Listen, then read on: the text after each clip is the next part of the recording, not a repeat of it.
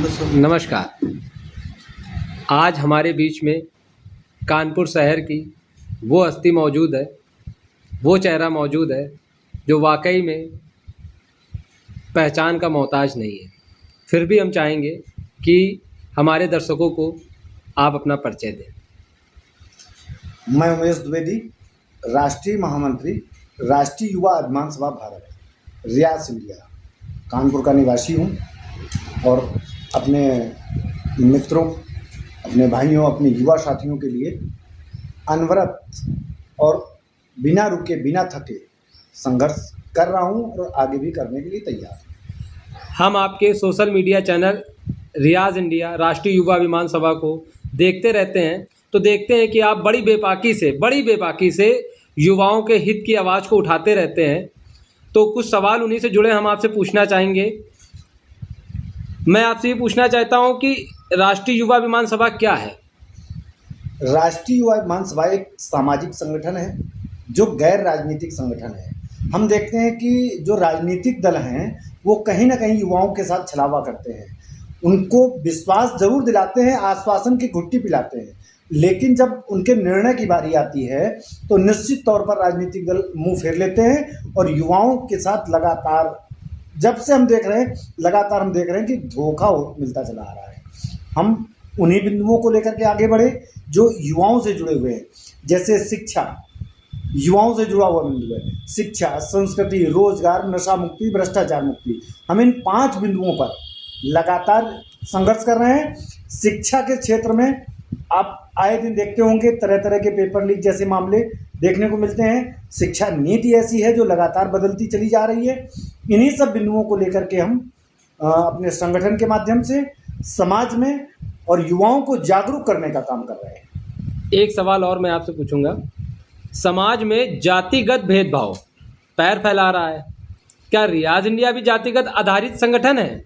ये आपने बहुत अच्छा क्वेश्चन पूछा है और इसके जवाब में हम यही कहेंगे कि ये जो जातिगत भेदभाव है ये निश्चित तौर पर समाज को विखंडित करने का काम कर रहा है और इससे केवल और केवल राजनीतिक दलों ने हवा दी है। चूँकि अगर हम बात करें समाजवादी पार्टी की तो वो पीडीए लेकर के आ गए। उनका पीडीए मतलब जो है पिछड़ा वर्ग, दलित वर्ग और ए से अल्पसंख्यक, और समय समय पर वो अगला बताने का प्रयास करते हैं। लेकिन राष्ट्रीय युवा अभिमान सभा का जो पीडीए है ये भी पीडीए पर काम करता है, लेकिन इसका पीडीए पीड़ित, पी से पीड़ित, डी से दुखित, ए से अपमानित, जो ऐसे लोग हैं, शोषित वंचित समाज के लोग जो हैं, वो उनका हम हाथ पकड़ करके आगे बढ़ाने का काम करते हैं। हमारे यहाँ न जाति भेद है, न लिंग भेद है, न क्षेत्रवाद का कोई भेद है, न भाषा भेद है, भाषा का कोई भेदभाव है। हम किसी प्रकार के, न धर्म भेद है, हम किसी भी प्रकार के भेदभाव में विश्वास नहीं करते हैं। हम इंसानियत के आधार पर काम करने का प्रयास करते हैं। किस प्रकार से युवाओं की समस्याओं का आप निराकरण करेंगे? सबसे पहली चीज़ तो जो हमने देखा शिक्षा के क्षेत्र में अगर हम सरकारों को दोषी माने तो उससे कहीं ज़्यादा अभिभावक दोषी है, यानी कि आम जनता भी उतनी ही दोषी है। अगर सरकारी विद्यालयों में पढ़ाई बंद हुई तो लोगों ने शिकायत करने का मतलब जो प्रयास नहीं किया कि उसमें सुधार हो जाए, इसके लिए किसी ने प्रयास नहीं किया। आपने विकल्प चुना प्राइवेट विद्यालय का विकल्प चुनने के बाद निश्चित तौर पर हम ये कहेंगे कि आपने अपने लिए आसान रास्ता तो चुना, लेकिन समाज के जो गरीब और वंचित लोग हैं, जो पैसा खर्च करने में सक्षम नहीं है, उनके लिए आपने अभिशाप बनने का काम किया है।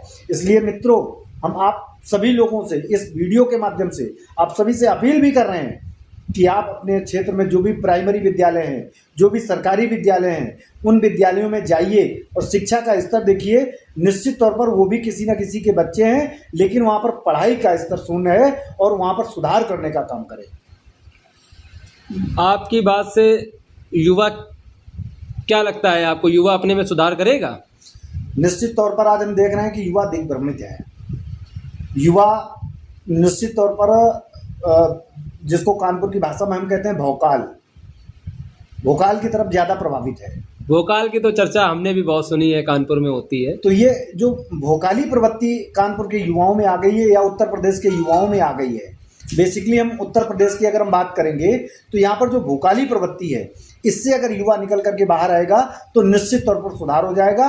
और ये जो रात दिन अपने नेताओं की स्थिति को सुधारने का काम करते हैं, अपने भविष्य को चौपट करके उनकी जिंदाबाद और उनके मतलब जो है लगातार समर्थन में जुटे रहते हैं, हम उनसे केवल निवेदन करना चाहते हैं कि आप उनका साथ छोड़िए, अपने भविष्य के बारे में सोचिए।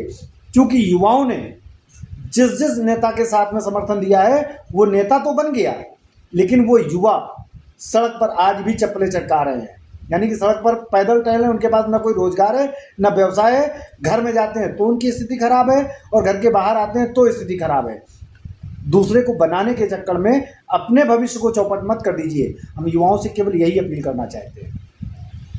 युवाओं से की हुई अपील आपको क्या लगता है कितने प्रतिशत कारगर हो? पहले भी कई लोग आए, कई संगठन आए, उन्होंने अपना कार्य किया, फिर भी आज युवा पिछड़ा क्यों है?